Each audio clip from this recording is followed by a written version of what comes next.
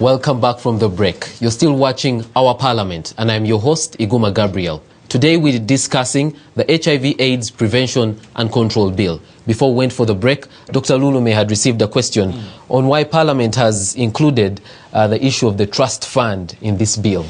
Yes. First of all, the original bill does not have the trust fund in it, but it is something that is being suggested.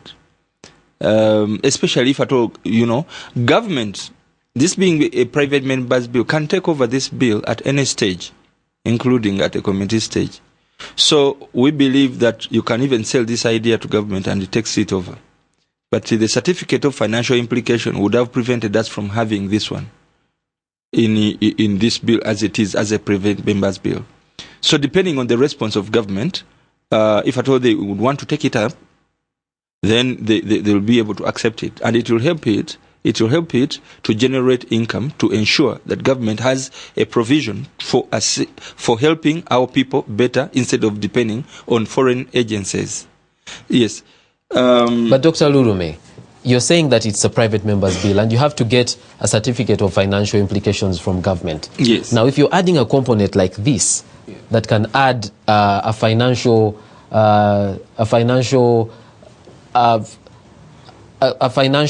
weight on the government, something that the government has to spend on.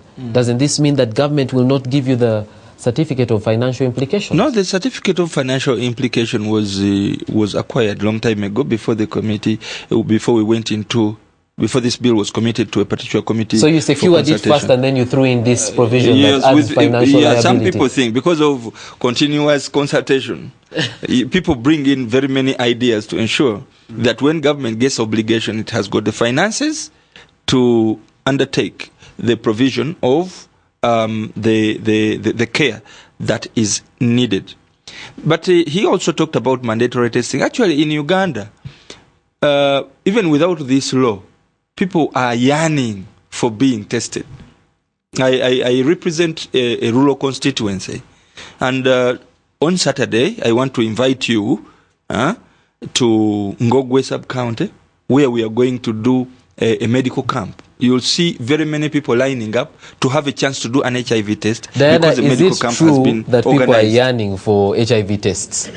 The statistics say 37% of Ugandans have voluntarily tested for HIV.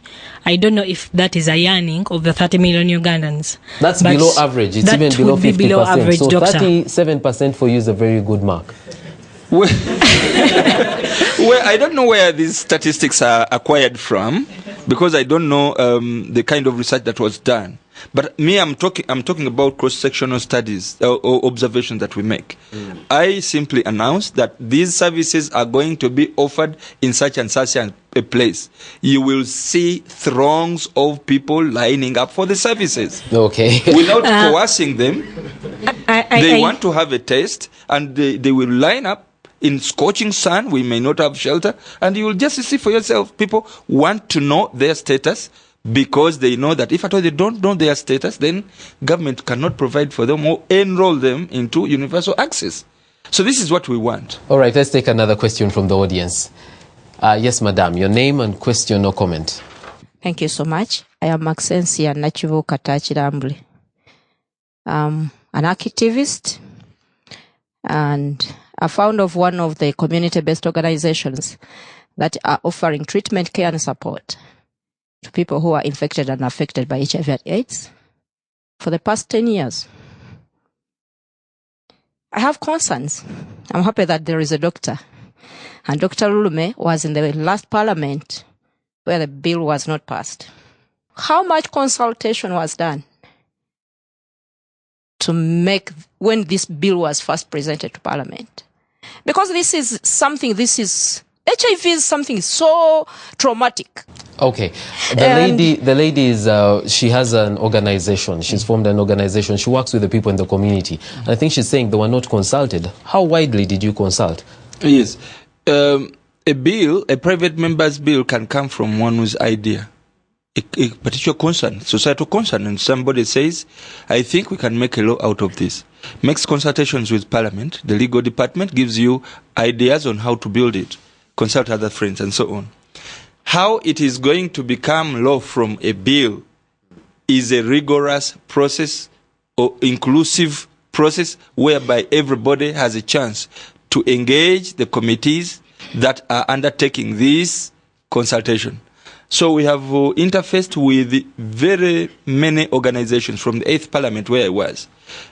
Very many organizations have come in various parts of the country. But certainly you may not be in position to complete all organizations. But other organizations represent others. Okay, let's ask the two activists here. Were you consulted? Yes, we were consulted Uganet was consulted. Civil society, not just Uganet. Okay, yes. They invited us to a meeting at Parliament, which we attended. We gave our views, which have been presented today on testing, disclosure, and criminalization. And as Doctor is saying, the bill is at committee stage. So we are awaiting the report from that bill, but only expecting that those issues have been dealt with squarely. Because we work in the community, we know what touches the people. When Doctor says people are coming for HIV tests, I'm surprised to see a statistic of 37% of 30 million Ugandans who have actually taken an HIV test. When he says they should be mandatorily tested, then it leaves me asking, how viable is this? How many times are you going to test me? You test me today in Wiz Art Studio. When I walk out, you don't know what happens to me. Will you test me again tomorrow? You see, those are the questions that I ask myself. And I'm thinking many Ugandans are wondering, does the government have the capacity to do that? We are passing the AIDS Trust Fund. Is it just going to go into testing people for HIV? Well, those are the questions.